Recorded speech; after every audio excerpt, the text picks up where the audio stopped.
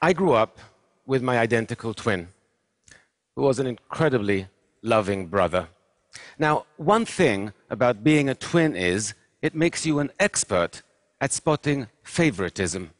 If his cookie was even slightly bigger than my cookie, I had questions. And clearly, I wasn't starving. When I became a psychologist, I began to notice favoritism of a different kind. And that is how much more we value the body than we do the mind. I spent 9 years at university earning my doctorate in psychology, and I can't tell you how many people look at my business card and say, "Oh, a psychologist, so not a real doctor." As if it should say that on my card.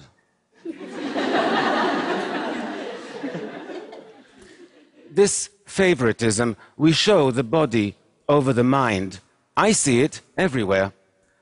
I recently was at a friend's house and their 5-year-old was getting ready for bed. He was standing on a stool by the sink brushing his teeth when he slipped and scratched his leg on the stool when he fell. He cried for a minute, but then he got back up, got back on the stool and reached out for a box of Band-Aids to put one on his cut. Now, this kid could barely tie his shoelaces, but he knew you have to cover a cut so it doesn't become infected, and you have to care for your teeth by brushing twice a day. We all know how to maintain our physical health and how to practice dental hygiene, right? We know it since we were 5 years old. But what do we know about maintaining our psychological health? Well, nothing. What do we teach our children about emotional hygiene? Nothing. How is it we spend more time taking care of our teeth than we do our minds? Why is it our physical health is so much more important to us than our psychological health? You know, we sustain psychological injuries even more often than we do physical ones, injuries like failure or rejection or loneliness. And they can also get worse if we ignore them, and they can impact our lives in dramatic ways. And yet, even though there are scientifically proven techniques we could use to treat these kinds of psychological injuries, we don't. It doesn't even occur to us that we should. "Oh, you're feeling depressed. Just shake it off. It's all in your head." Can you imagine saying that to somebody with a broken leg? "Oh, just walk it off. It's all in your leg." It is time we close the gap between our physical and our psychological health. It's time we made them more equal, more like twins. Speaking of which, my brother is also a psychologist, so he's not a real doctor either. We didn't study together, though. In fact, the hardest thing I've ever done in my life is move across the Atlantic to New York City to get my doctorate in psychology. We were apart then for the first time in our lives, and the separation was brutal for both of us. But while he remained among family and friends, I was alone in a new country. We missed each other terribly, but international phone calls were really expensive then, and we could only afford to speak for 5 minutes a week. When our birthday rolled around, it was the first we wouldn't be spending together. We decided to splurge, and that week we would talk for 10 minutes. I spent the morning pacing around my room, waiting for him to call, and waiting, and waiting. But the phone didn't ring. Given the time difference, I assumed, okay, he's out with friends, he'll call later. There were no cell phones then. But he didn't. And I began to realize that after being away for over 10 months, he no longer missed me the way I missed him. I knew he would call in the morning, but that night was one of the saddest and longest nights of my life. I woke up the next morning. I glanced down at the phone, and I realized I had kicked it off the hook when pacing the day before. I stumbled out of bed, I put the phone back on the receiver, and it rang a second later. And it was my brother. And boy, was he pissed. It was the saddest and longest night of his life as well. Now, I tried to explain what happened, but he said, I don't understand. If you saw I wasn't calling you, why didn't you just pick up the phone and call me? He was right. Why didn't I call him? I didn't have an answer then. But I do today, and it's a simple one. Loneliness. Loneliness creates a deep psychological wound, one that distorts our perceptions and scrambles our thinking. It makes us believe that those around us care much less than they actually do. It makes us really afraid to reach out, because why set yourself up for rejection and heartache when your heart is already aching more than you can stand? I was in the grips of real loneliness back then, but I was surrounded by people all day, so it never occurred to me. But loneliness is defined purely subjectively. It depends solely on whether you feel emotionally or socially disconnected from those around you, and I did. There is a lot of research on loneliness, and all of it is horrifying. Loneliness won't just make you miserable, it will kill you. I'm not kidding. Chronic loneliness increases your likelihood of an early death by 14%. 14%. Loneliness causes high blood pressure, high cholesterol. It even suppresses the functioning of your immune system, making you vulnerable to all kinds of illnesses and diseases.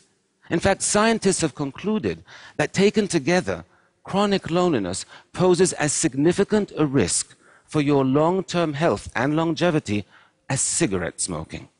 Now, cigarette packs come with warnings saying this could kill you, but loneliness doesn't. And that's why it's so important we prioritize our psychological health, that we practice emotional hygiene. Because you can't treat a psychological wound if you don't even know you're injured. Loneliness isn't the only psychological wound that distorts our perceptions and misleads us. Failure does that as well. I once visited a daycare center where I saw 3 toddlers play with identical plastic toys. You had to slide the red button and a cute doggy would pop out. One little girl tried pulling the purple button, then pushing it, and then she just sat back and looked at the box with her lower lip trembling. The little boy next to her watched this happen, then turned to his box and burst into tears without even touching it. Meanwhile, another little girl tried everything she could think of until she slid the red button, the cute doggy popped out, and she squealed with delight. So, 3 toddlers with identical plastic toys, but with very different reactions to failure. The first 2 toddlers were perfectly capable of sliding a red button. The only thing that prevented them from succeeding was their mind tricked them into believing they could not. Now, adults get tricked this way as well all the time. In fact, we all have a default set of feelings and beliefs that gets triggered whenever we encounter frustrations and setbacks. Are you aware of how your mind reacts to failure? You need to be. Because if your mind tries to convince you you're incapable of something and you believe it, then like those 2 toddlers, you'll begin to feel helpless and you'll stop trying too soon, or you won't even try at all. And then you'll be even more convinced you can't succeed. You see, that's why so many people function below their actual potential. Because somewhere along the way, sometimes a single failure convinced them that they couldn't succeed, and they believed it. Once we become convinced of something, it's very difficult to change our mind. I learned that lesson the hard way when I was a teenager with my brother. We were driving with friends down a dark road at night when a police car stopped us. There had been a robbery in the area and they were looking for suspects. The officer approached the car and he shined his flashlight on the driver, then on my brother in the front seat, and then on me, and his eyes opened wide and he said, "Where have I seen your face before?" And I said, "In the front seat." But that made no sense to him whatsoever, so now he thought I was on drugs. So he drags me out of the car, he searches me, he marches me over to the police car, and only when he verified I don't have a police record could I show him I had a twin in the front seat. But even as we were driving away, you could see by the look on his face, he was convinced that I was getting away with something. Our mind is hard to change once we become convinced. So it might be very natural to feel demoralized and defeated after you fail, but you cannot allow yourself to become convinced you can't succeed. You have to fight feelings of helplessness. You have to gain control over the situation. And you have to break this kind of negative cycle before it begins. Our minds and our feelings, they're not the trustworthy friends we thought they were. They're more like a really moody friend who can be totally supportive one minute and really unpleasant the next. I once worked with this woman who, after 20 years of marriage and an extremely ugly divorce, was finally ready for her first date. She had met this guy online, and he seemed nice, and he seemed successful, and most importantly, he seemed really into her. So she was very excited. She bought a new dress, and they met at an upscale New York City bar for a drink. 10 minutes into the date, the man stands up and says, "I'm not interested," and walks out. Rejection is extremely painful. The woman was so hurt she couldn't move. All she could do was call a friend. And here's what the friend said. "Well, what do you expect? You have big hips, you have nothing interesting to say. Why would a handsome, successful man like that ever go out with a loser like you?" Shocking, right, that a friend can be so cruel. But it would be much less shocking if I told you it wasn't the friend who said that. It's what the woman said to herself. And that's something we all do, especially after a rejection. We all start thinking of all our faults and all our shortcomings, what we wish we were, what we wish we weren't. We call ourselves names, maybe not as harshly, but we all do it. And it's interesting that we do, because our self-esteem is already hurting. Why would we want to go and damage it even further?